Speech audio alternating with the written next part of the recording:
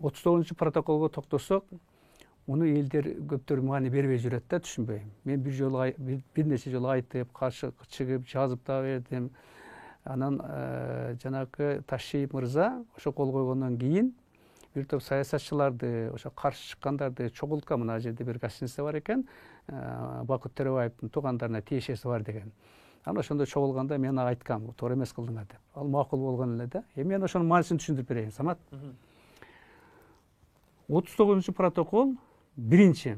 Бул 25-жылы ушул номер менен Совнаркомдун төрагасынын протоколунун колу менен биздин Мургап район кетет. Биздин Кыргызстандын Мургап району, Мургап, Тажикстандын 30%га чакын аянтын түзөт.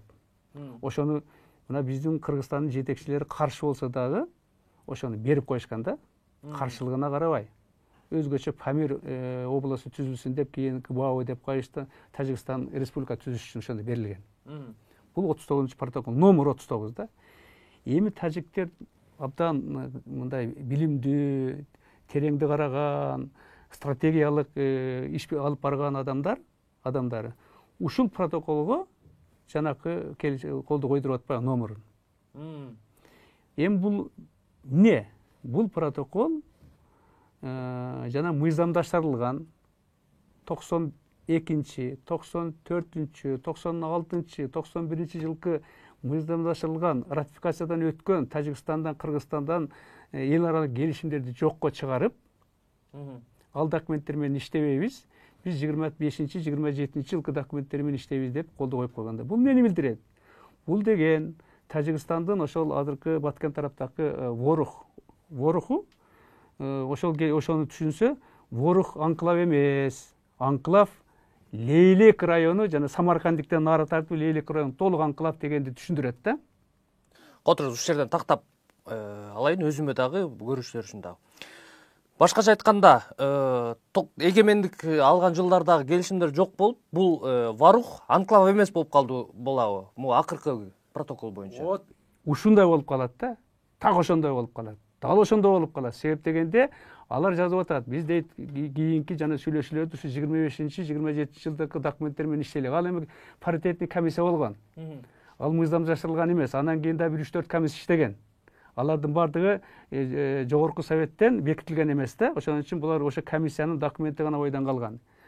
Ал эми кийин бардык ушул бүгүнкү аймакты тааныйбыз, союз тарагандагы Борухтун анклавын тааныйбыз, Лейлек анклав эмес тааныйбыз деп ратификациядан өтүп, Рахмон мырза өзү колду коюп, парламентте өткөн келишимди булар жокко чыгарып атпайбы? Ана биздин урматтуу Ташиев инибиз ошого макул болуп колду коюп берип атпайбы? Бул Кыргызстанга жасаган кыянаттык жана кылмыш.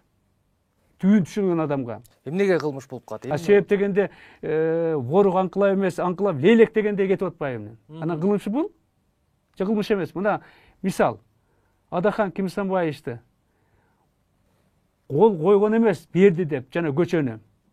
Ал болгону аныктагыла, тактагыла гана деп колду койгон мурункуларды дегенге чыккынчы деген сөзгө чейин айтып, иш козгошуп, жогорку мына жогорку кеңеште алардын маселесин карап, мен жана комиссия барып түшүндүргөндөн кийин анан токтошподум. Уят болосуңар дегенден кийин. Мына бул кол койбогон адамга кылмыш чыккынчы деп туруп иш козгоп атат. Кол коюп, моюнга алып,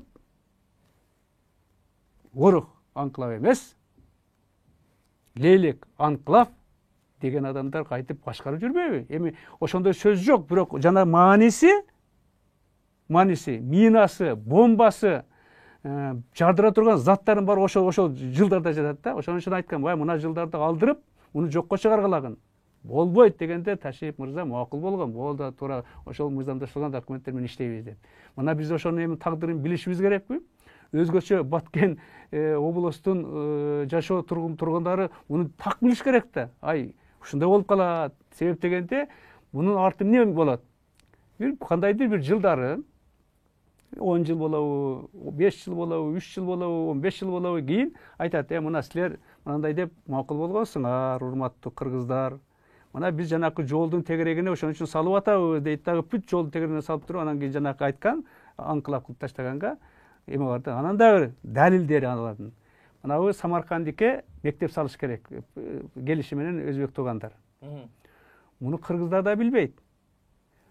Тажиктер расмий нота жөнөтүшүп Өзбекстанга. Муну токтоткулагын. Бул жер талаш жер дегендей аларга атайын муну нота жөнөткөн. Муну кыргыздар окуду мен билбейт экенмин. Бирок мен окудум, менде азыр компьютерде, телефонда баары жазылып турат да. Мына көрдүңөрбү, булар кандай саясатты жүргүзүп атышат. Алар жакшы билишет. Жанагы 92-91 жылдан жылдардагы документтерден бар экенин билишет. Бирок 30 жыл аракет кылып майнап чыккан эмес да. Тажиктер. Себеп дегенде мурунку комиссияда ушуну аракет кылышкан. Токо Мамытов же вице-премьер болгондо, Маматалиев болгондо, бирок Абдрахман Маматалиев ошо гана ушул документтер менен иштейбиз деп точканы койгон болчу да. Анан кийин алдыга кетип калдык, алгандары кайтып, ар кандай адамдарды коюп атпайбы. Бирөө түшүнөт, бирөө түшүнбөйт, бирөө сабаттуу, сабатсыз, бирөө билбейт дегендей да. Мына ошонун кесепети жанакы комиссияга кирген мүчөлөрү же болбосо ошол тармак боюнча адистер аны жакшы түшүнүп түшүнбөй, жанакы Ташиев мырзаны дагы мындай ыңгай сабалга алып келип койду да. Бул эми билбейт да. Чын айтканда өзүнүн жана өткөн иши боюнча карасаң, ал граница менен эч качан алек болгон эмес. Бары тактаган эмес. Анан кийин тем более өздөрүнүн азыркындай мындай жарым пашадай сезип жүргөндөн кийин документти ким карайт эле? Карабайт да.